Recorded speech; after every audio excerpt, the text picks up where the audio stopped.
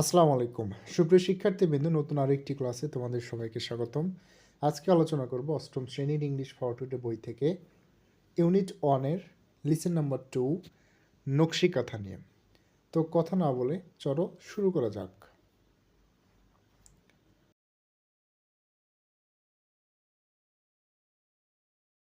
সুপ্রিয় শিক্ষার্থীবৃন্দ, এই হচ্ছে তোমাদের unit 1, A glimpse of our culture, আমাদের সংস্কৃতির এক ঝলক। তো আমরা গতদিন এগুলো অলরেডি পড়িয়েছিলাম তোমাদেরকে। আমাদের পিপলস মিউজিক গতদিনে শেষ হয়ে গিয়েছে, আমরা এখান থেকে প্রশ্ন অ্যান্সারগুলো পড়েছি, টেক্সট বি অনুবাদটা শেষ করেছি। আজকে আমরা দেখব সরাসরি লিসেন নাম্বার 3, দেখা যাক সেখানে কি রয়েছে। Listen number 2। সুপ্রিয় শিক্ষার্থীবৃন্দু, তোমরা দেখতে পাচ্ছ 2 নম্বর লিসেনে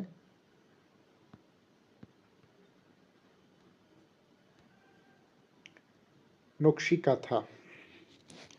গ্রামীণ জীবনে গ্রামীণ নারীদের যত্ন এবং সুন্দর হাতের তৈরি যে কাঁথা, সেটা হচ্ছে নকশি কাঁথা। এটা বর্তমানে শুধু বাংলাদেশে নয়, বিদেশেও বাণিজ্যিকভাবে রপ্তানি হচ্ছে।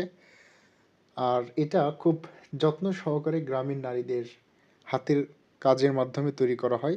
এখানে বিভিন্ন ধরনের রঙিন সুতো, নতুন কাপড় এবং তাদের শৈল্পিক কারুকার্যের মাধ্যমে ফুটিয়ে তোলে তাদের মনের আবেগ এবং নকশাগুলো। তো সুপ্রিয় শিক্ষার্থীবৃন্দ, তোমরা দেখতে পাচ্ছ নকশি কাঁথা। এখানে কিছু কিওয়ার্ড রয়েছে।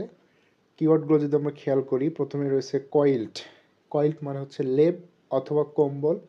তো এখানে কয়েলড মানে সাধারণত আমরা এই নকশি কাঁথাকে বুঝিয়ে থাকবো। আর্টিস্টিক মানে হচ্ছে শৈল্পিক, কমার্শিয়ালি মানে বাণিজ্যিকভাবে, ট্রেডিশনাল মানে ঐতিহ্য, সেটা আমরা জানি, ডিমান্ড মানে হচ্ছে চাহিদা, প্যাটার্ন মানে তো আমরা সবাই জানি একটা নির্দিষ্ট প্রক্রিয়া যার মাধ্যমে আসলে কোনো কাজ করা হয়। তো সুপ্রিয় শিক্ষার্থীবৃন্দু, তোমরা দেখতে পাচ্ছ এখানে পার্ট বিতে extract from the field of embroidered quality by Jasim Uddin. এই নকশি কাঁথা পড়ার আগে তোমাদেরকে আরেকটি বাংলা সাহিত্যের অন্যতম শিল্পকর্ম পল্লী কবি জসিম উদ্দিনের লেখা নকশি কাঁথার মাঠ কবিতার সাথে পরিচয় করে দিতে চাই, যে কবিতায় জসিম উদ্দিন 1929 খ্রিস্টাব্দে বাংলা সাহিত্যে এক বিশাল আলোড়ন সৃষ্টি করেছিল। নকশি কাঁথার মাঠ কবিতাটির কিছু অংশ এখানে ট্রান্সলেশন করা হয়েছে ইংরেজিতে, এটা আমরা নেক্সট দিনে আলোচনা করব। আজকে আমরা সরাসরি এই যে নকশি কাঁথার টেক্সট সি থেকে read the text to know about নকশি কাঁথা, আসলে নকশি কাঁথাটা কি এখানে আমরা এটা পড়ে জানবো এবং এখান থেকে উইথ ক্লুটা পড়ে ফেলবো। সুপ্রিয় শিক্ষার্থীবৃন্দ, তোমরা দেখতে পাচ্ছ পার্ট সিতে আমরা পড়ার চেষ্টা করব। নকশি কাঁথা is a kind of embroidered coiled, অর্থাৎ নকশি কাঁথা হচ্ছে এমব্রয়ডারিড মানে সেলাই করা এক ধরনের কাঁথা বা কম্বল, যেটা আমরা বলি না কেন। The name was taken from the Bengali word naksha which means artistic pattern. আর এই নামটা নেওয়া হয়েছে বাংলা একটা ওয়ার্ড নকশা থেকে, যেটার মানে হচ্ছে শৈল্পিক কারুকার্য এক কথায় যদি বলা যায়। এরপরে it is kind of traditional craft and said to be indigenous to Bangladesh and West Bengal in India. সুপ্রিয় শিক্ষার্থীবৃন্দ, বলা হয়ে থাকে it is a kind of traditional craft, এটা হচ্ছে একটি ঐতিহ্যগত হাতের শিল্প, হাতের কাজ, said to be indigenous to Bangladesh and West Bengal in India. এবং এটা শুধু নেটিভ, ইন্ডিজেনিয়াস মানে হচ্ছে আমরা নেটিভ বলতে পারি, টু বাংলাদেশ শুধু বাংলাদেশে নয়, ওয়েস্ট বেঙ্গল ইন ইন্ডিয়া অর্থাৎ ভারতের পশ্চিম বাংলাতেও কিন্তু এই নকশি কাঁথার প্রচলন রয়েছে। সুপ্রিয় শিক্ষার্থীবৃন্দ, the art has been practised in rural Bengal for centuries. শতাব্দীর পর শতাব্দী এই শিল্পটা কিন্তু গ্রামীণ জীবনে চর্চা হয়ে আসছে। তার নেম নকশি কাঁথা became popular after the poet Jasim Uddin poem নকশি কাঁথার মাঠ ওয়াজ পাবলিশড ইন 1929। যে কথাটা আমি আগেই বললাম। সুপ্রিয় শিক্ষার্থীবৃন্দ, এই যে নকশি কাঁথা, এটা আরও পপুলার পরিচিত হয়ে ওঠে যখন পল্লী কবি জসিম উদ্দিন 1929 সালে নকশি কাঁথার মাঠ কবিতাটি প্রকাশ করেন। এটা একটা কাব্য উপন্যাস আমরা বলতে পারি। এরপর ট্রেডিশনাল কাঁথা are made for family use, আর এই ঐতিহ্যবাহী কাঁথাটা পরিবারের জন্য কিন্তু তৈরি করা হয়, ব্যবহারের জন্য তৈরি করা হয়।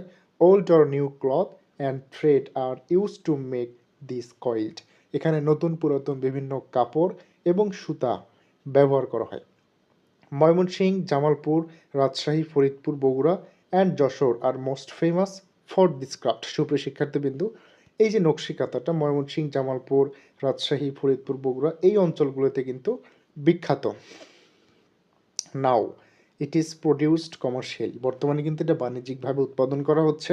You can find them in many expensive handicraft shop in city. শহরের মধ্যে কিন্তু অনেক হ্যান্ডিক্রাফট শপ আমরা দেখতে পাই যেখানে অনেক এক্সপেন্সিভ জিনিসপত্রগুলো রাখা থাকে।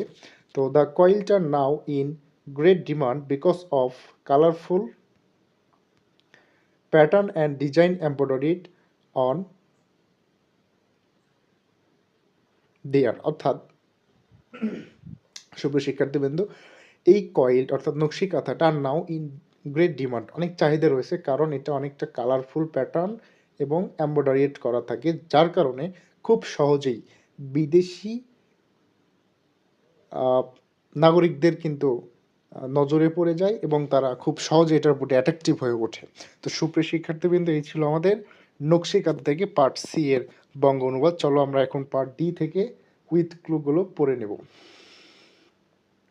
Complete the sentence with clues given there are more word than necessary. অর্থাৎ প্রয়োজনে আমরা বিভিন্ন ওয়ার্ড কিন্তু ব্যবহার করতে পারি। প্রথমে রয়েছে বেঙ্গলি, দেখতে পাচ্ছ তোমরা, Bengali, pattern, embroidery, years, fashion, art, rural, design, coiled, নকশা। সুপ্রিয় শিক্ষার্থীবৃন্দ, এই ছিল আমাদের ওয়ার্ড। তো এখানে আমরা এক নম্বরটা যদি একটু পড়ি, নকশা। নকশা মিন্স হচ্ছে আর্টিস্টিক। আমরা কিন্তু এখানে চাইলে কি দিতে পারি, প্যাটার্ন। আমরা লক্ষ্য করো, আমরা টেক্সটে কিন্তু পড়ে আসলাম নকশি কাঁথা হচ্ছে এটা আর্টিস্টিক প্যাটার্ন, PATTERN, যেটা অ্যান্সার কিন্তু হচ্ছে এইটা, এক নম্বর অ্যান্সার।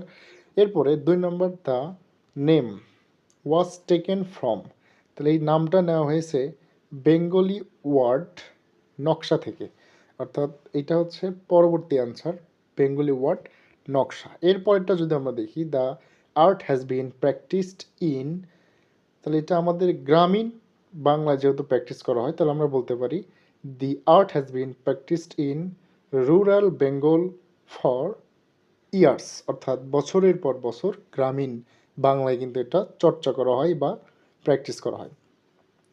নকশি কাঁথা আর নাও সোল্ড ইন, আমরা এখানে দুইটা অ্যান্সার দিতে পারি, একটা হচ্ছে ফ্যাশন শপ অথবা কি দিতে পারি আমরা, আর্ট শপ। আর্ট কথাটাও কিন্তু এর মধ্যেই রয়েছে। এরপরে 5 নম্বর যদি আমরা দেখি, nakshi kantha are in great demand because of their colourful, এক কথায় যদি বলি ডিজাইন, যেটা অলরেডি নিচের লাইনে আছে, এই যে কালারফুল প্যাটার্ন অথবা কালারফুল ডিজাইন দিলেও হবে। এরপরে নকশি কাঁথা আর কাইন্ড অফ, আমরা কয়েল দিতে পারি, কাইন্ড অফ কয়েল। তো সুপ্রিয় শিক্ষার্থীবৃন্দ, এই ছিল আমাদের নকশি কাঁথা অর্থাৎ ইউনিট 1, ইউনিট 1-এ লিসেন নাম্বার 2 এটার অ্যান্সার। তো আগামী ক্লাসে কিন্তু আমরা লিসেন 1-এর ইউনিট 1-এর লিসেন নাম্বার 3 আলোচনা করব। তো এই পর্যন্ত তোমরা সবাই ভালো থেকো, সুস্থ থেকো। আগামী ক্লাসের প্রত্যাশায় আজকের মতো বিদায় নিচ্ছি। আসসালামু আলাইকুম।